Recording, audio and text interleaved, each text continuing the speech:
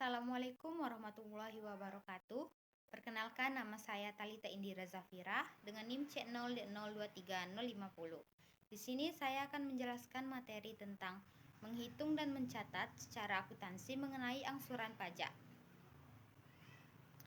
Definisi angsuran pajak. Angsuran penghasilan pajak menurut Undang-Undang Nomor 36 Tahun 2008 tentang pajak penghasilan adalah jumlah penghasilan pajak yang harus dibayar sendiri oleh wajib pajak untuk setiap bulan dalam tahun pajak berjalan. Angsuran ini merupakan pembayaran di muka yang akan dikreditkan terhadap penghasilan pajak yang terutang untuk tahun pajak yang bersangkutan. Dasar hukum angsuran pajak yang pertama, Undang-Undang Nomor 36 Tahun 2008 tentang pajak penghasilan. Yang kedua, Peraturan Menteri Keuangan yang tentang tata cara pembayaran dan penyetoran pajak. Yang ketiga, Peraturan Direktorat Jenderal Pajak tentang petunjuk teknis pelaksanaan. Jenis pajak yang tidak dapat dikreditkan. Pajak penghasilan bersifat final. Jenis-jenis PPh final meliputi yang pertama ada PPh pasal 4 ayat 2 berupa bunga deposito dan tabungan serta diskon sertifikat Bank Indonesia. Yang kedua, penghasilan dari transaksi saham dan sekuritas lainnya di Bursa Efek. Selanjutnya ada penghasilan dari pengalihan hak atas tanah dan atau bangunan. Dan yang terakhir, penghasilan tertentu lainnya. Yang kedua, PPh final UMKM. Peraturan Perpajakan Nomor 23 Tahun 2018. Pajak penghasilan final untuk wajib pajak dengan peredaran bruto tertentu. Yang ketiga ada PPh final konstruksi. Pajak penghasilan akhir atas jasa konstruksi. Yang kedua ada pajak yang dipungut pihak lain. Beberapa pajak yang dipungut oleh pihak lain dan tidak dapat dikreditkan meliputi pajak penghasilan yang dipungut oleh pemungut pajak tertentu bersifat final. Yang kedua, pajak penghasilan atas penghasilan yang tidak termasuk dalam penghitungan penghasilan pajak terutang. Yang ketiga, implikasi akuntansi. Dari bidang akuntansi, pajak yang tidak dapat dikreditkan harus diperlakukan sebagai beban atau biaya dalam laporan laba rugi perusahaan. Pencatatan akuntansinya adalah atau jurnalnya, beban pajak penghasilan final berada di debit, kas atau bank berada di kredit.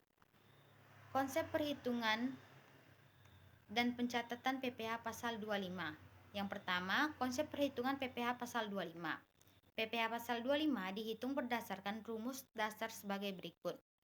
Angsuran PPh pasal 25 sama dengan PPh terutang tahun lalu dikurang kredit pajak dibagi 12, di mana PPh terutang tahun lalu sama dengan pajak penghasilan yang terutang berdasarkan SPT tahunan tahun pajak sebelumnya. Sedangkan kredit pajak sama dengan PPh pasal 21, PPh pasal 22, PPh pasal 23, dan PPh pasal 24 yang dapat dikreditkan. Yang kedua, contoh perhitungan. PT ABC memiliki data pajak tahun 2023. PPh terutangnya sebesar 120 juta, PPh pasal 21 sebesar 12 juta, PPh pasal 23 sebesar 6 juta, PPh pasal 22 sebesar 3 juta. Perhitungan angsuran PPh pasal 25 untuk tahun 2024 adalah PPh pasal 25 sama dengan 120 juta dikurangkan 21 juta. Kita bagikan dengan 12. Hasilnya 8.250.000 per bulan. Yang ketiga, pencatatan akuntansi PPh pasal 25. A. Pada saat pembayaran angsuran. Contoh dari perhitungan tadi, PPh pasal 25 dibayar di muka sebesar 8.250 terletak di debit, kas atau bank sebesar 8.250 terletak di kredit. Yang B, pada akhir tahun penyesuaian.